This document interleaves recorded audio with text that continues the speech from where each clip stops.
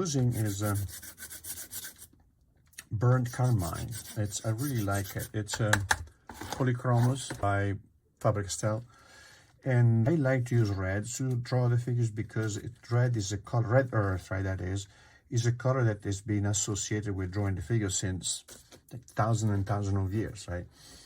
We saw the red used in cave painting. We saw them in the pyramid, right? Inside Egyptian, mural painting, right?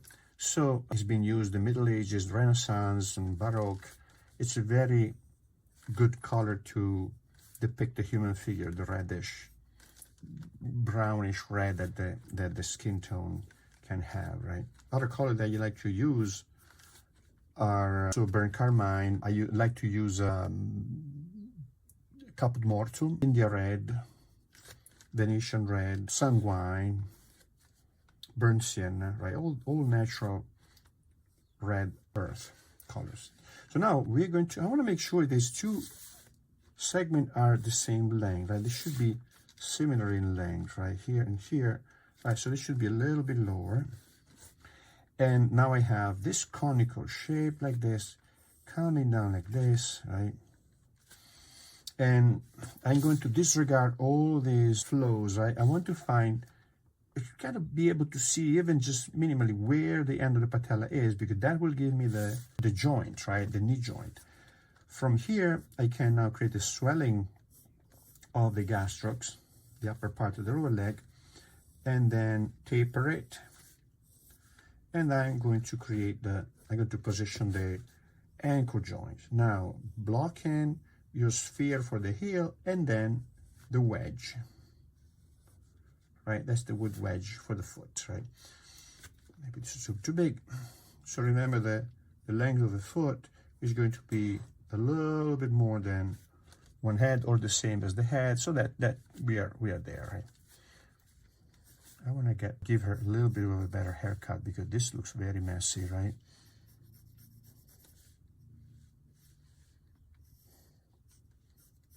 Okay, so same thing in here, right?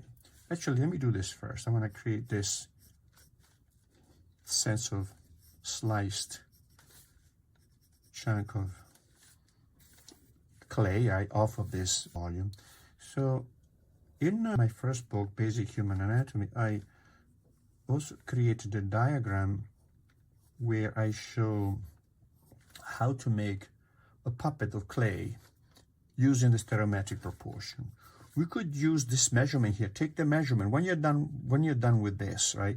Take a lump of clay and then measure these. Make the shape your lumps of clay the same shape as these, and then you can assemble a little puppet. You can use clay, you can use Play-Doh, you can use anything you want. Right. So this knee is lower, right, and that's the knee. So one knee is on this side here, right, which means that the leg is slightly rotated to the right. This knee here is not in the center, right? Means this leg is also rotated to the right a little bit, but not as much as that. Now I'm blocking the volume of the calves, the lower leg, the foot, here like this, right? So now what I would like to do, I'd like to show you how to analyze a little bit the organic volumes, right? How to connect the organic volume, maintaining them still very schematic, right? But how to analyze the organic volume of the form here and superimpose them on this figure here, right? All right, so I'm thinking if we should draw another thing in here. Let's draw another thing, another figure here, right?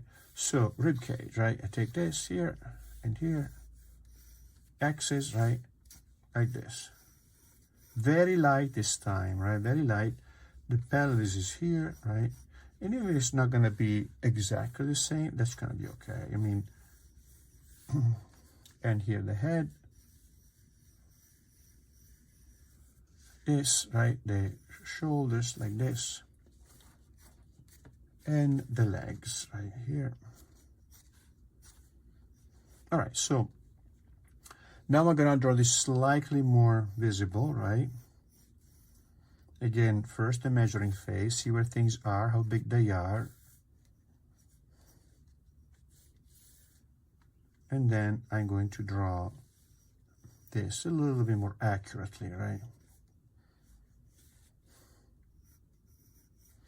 Sternum, right? Costal arch.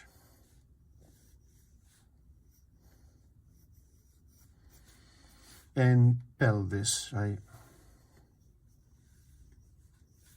So iliac spine. Be patient, right? If it's not going to be visible right away, but you'll see it soon.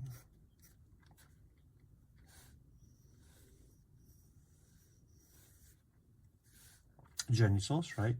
So now what I want to do, I want to create this continuity between the sternum, the linea alba, the navel, and the pubic bone, right? So now here we can block in. We see how, so this is the costal arch right here, right? That, if this is positioned properly, will help me to position the breast, because see this change of light from here to here. It changes because that is the line of the costal arch. So I see this space here. That how much of the costal arch we see that is not covered by the breast. So now I can block in the breast here, right? So what we're doing, right, is reading the body here, right? Reading the body. We are reading the volume of the body. We are reading the structure. We are reading the form of the body, and understanding them, understanding where they are, where those bumps are, and using this knowledge to create anatomically and structurally sound drawing, right? So, or painting for that matter. So now that's the pectoralis. I was saying before, by the pectoralis, see how the rib cage is here and it goes here, but the pectoralis is now going to go on top of that. So I'm going to add volumes. This is the volume added by the pectoralis over the rib cage, right? So that's the jugular fossa. Now here, we're going to have this is the rib cage, and that's fine. From here to here, the rib cage ends in here. So this line that we see here, right, is the external oblique. The external oblique starts with the fifth rib, more or less, and then comes down, hugs the rib cage, and goes down here like this, right? So like this is the external oblique right here. And this is going to be external oblique here. Like that, right? So now we have a volume here, right? See that? And a volume here. Then we can block in here another volume, this, see that? So think of this as volume. This is the rectus abdominis, right? And this is going to be now this volume here, right? The lower part of the abdomen. Then below here we have another volume, the genitals, right? Which have their own little bump, right? Pubic mound, right? So here's the leg, right? But you see how now we have this big dominant volumes, right? 1, right? 2, 3, right? And I'm going to break it down in even more volume, right? So this is now the leg coming down like this, right? And this volume here, right, is going to be subdivided in 2 smaller volume, right? Actually 3, because this is the third one, right? So 1, 2, 3, right? And 4, the genitals, right? This is going to be divided in 2 volume, because this is the 2 half of the rectus abdominis, right? And now I can understand the shadow a little bit better. See that? This is light, dark, light, dark, light. I don't see it here because it moves under, right? And dark. And this light and dark, right? dark here, right? Dark here. So now this is dark and this is light, right? Dark and light. And now that would be eventually the next step, right? But for now, I wanted to simply add essential basic volumes over this scaffolding here before we start getting the muscle in, because the muscle are going to be an intermediate layer, and we need to go over the muscle a little bit more accurately now. But we can already start using this, right, in figure drawing without knowing a lot about anatomy. If we start breaking down the forms, the external form that I see in the figure properly, in the sense that I know where to position the beginning of the genital. They're gonna be here, right? I know where this is going to end. It's gonna end up here at the iliac crest, right? I know where the rectus abdominis is going to start. It's gonna start about here, right? Like this.